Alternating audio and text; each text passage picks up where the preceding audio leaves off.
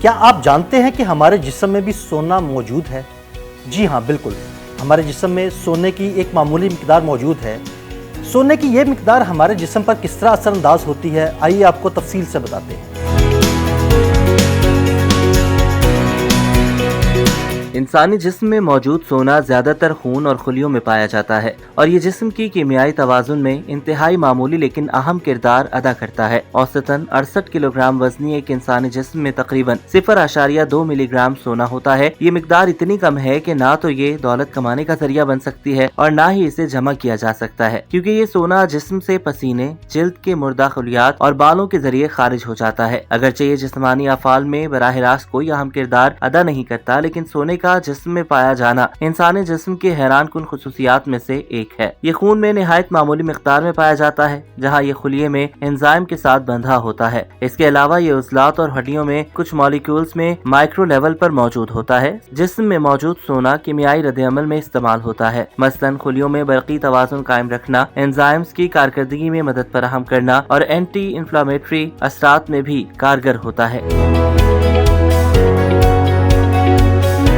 یہی وجہ ہے کہ بعض اوقات سونے کو جوڑوں کے درد میں استعمال کیا جاتا ہے۔ اگر ہم تمام دنیا میں موجود تقریباً 8 ارب انسانوں کے جسم سے سونا جمع کریں تو تقریباً 20 کلو گرام سونا حاصل ہو سکتا ہے۔ سونا صرف زیورات تک محدود نہیں رہا، بلکہ صدیوں سے طب میں بھی اس کا استعمال ہوتا آیا ہے۔ قدیم اتباع سونے کو دوا کے طور پر استعمال کرتے تھے۔ وہ سونے کے باریک ورق تیار کرتے اور انہیں مختلف غذاؤں اور دواؤں میں شامل کرتے تھے۔ یونانی طب میں بھی سونے کو جسمانی کمزوری، دل کے امراض اور دماغی دباؤ کے علاج میں فائدہ مند مانا جاتا ہے۔